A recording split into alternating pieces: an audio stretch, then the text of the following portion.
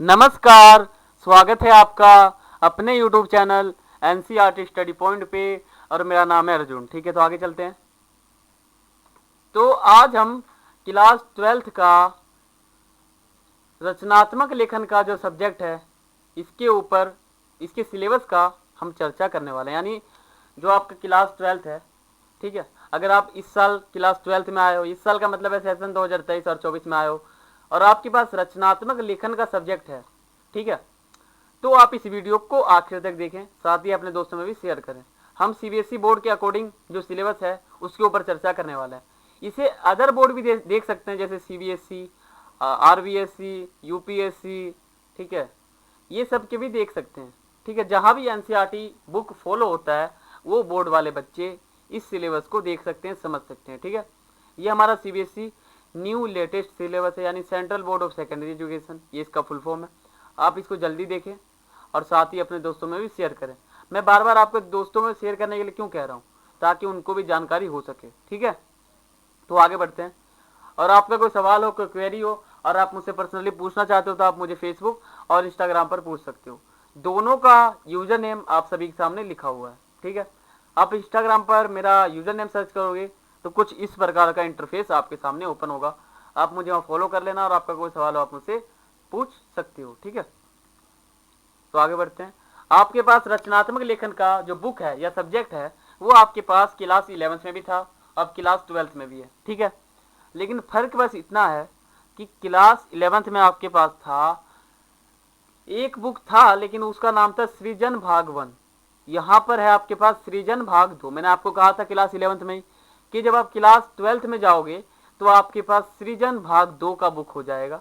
ठीक है, एक भाग बढ़ जाएगा। मैंने आपको कहा था क्लास 11th में जब आपने मेरा वीडियो देखा हो तो। ठीक है, तो आपने उस बुक को भी पढ़ा था, उसमें आपके सभी चैप्टर लगभग आ रहे थे, आपने उस सभी चैप्टर को अच्छे से पढ़ा था, ध्यान दिया था और आप अच्छे नंबर से पास भी हुए हो। ठीक है, तो आप क्लास 11th में आपकी कौन से चैप्टर आ रहे हैं, कौन से नहीं, आप उस पर ध्यान रखो, उस पर फोकस करो। ठीक है, तो देखते हैं इसका सिलेबस।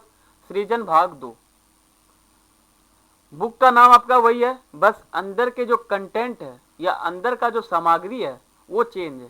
ठीक है, सृजन भाग 2, इसका आपका सिलेबस है साहित्यिक लेखन। ये आपका उस पिछले साल भी था, लेकिन फर्क इतना है कि इसके अंदर की जो सामग्री है, कंटेंट जो है वो बदल गया है। ठीक है, साहित्यिक लेखन, इसमें जो आपका है भाव विचार, उसकी रचावट, उसकी रचना हम कैसे करेंगे साहित्यिक, ठीक है, वो आप इसमें पढ़ोगे।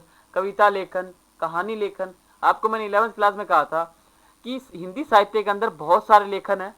ठीक है, जब आप क्लास 12th में जाओगे तो आपके पास बहुत सारे लेखन हो जाएंगे, लिखने के लिए, समझने के लिए, पूरा खुल के बताया जाएगा आपको हर चीज के बारे में। ठीक है, ये मैंने आपको क्लास 11th में कहा था जब आपको मैंने सृजन भाग 1 क्लास 11th का सिलेबस बताया था। ठीक है, तो आज हम क्लास 12th का देखने वाले हैं। तो इसमें जो आपका अध्याय 1 है, भाव विचार और उसकी रचावट, या अध्याय तो आपका ये है, इसके अंदर के कंटेंट ये हैं, ये आपके आ रहे हैं। दूसरा जो आपका है मीडिया, फीचर लिखना। फीचर किसे कहते हैं, अब फीचर का अर्थ क्या है, तो सुव्यवस्थित, सृजनात्मक और आत्मनिष्ठ लेखन को फीचर लेखन कहते हैं। ठीक है, ये फीचर का परिभाषा है, यानी फीचर लेखन है क्या।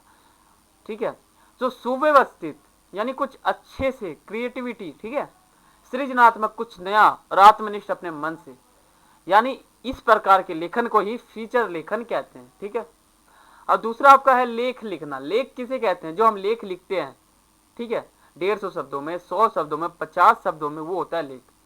रेडियो या टेलीविजन, इसके बारे में आप पढ़ोगे। नए माध्यम के लिए लिखना, ये आप पढ़ोगे।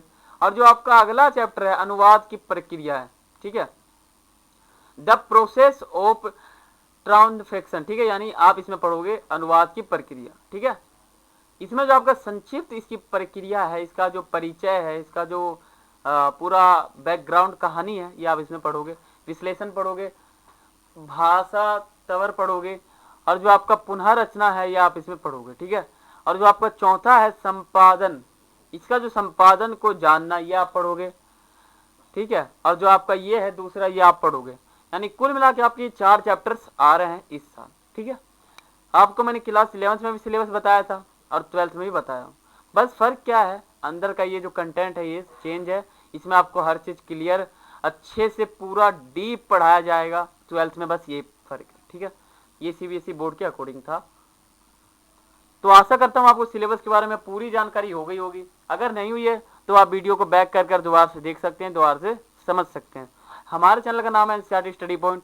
अगर आप हमारे चैनल पर नए आए हो तो चैनल को सब्सक्राइब करो और बेल आइकन पर क्लिक करो, और वीडियो अच्छा लगा हो तो वीडियो को लाइक करो, और जितना हो सके उतना शेयर करो, और कुछ पूछना हो तो आप कमेंट भी कर सकते हो। ठीक है, हमारे चैनल का लोगो ये है। तो आज के लिए इतना ही था। वॉचिंग सभी को, जय हिंद, जय भारत।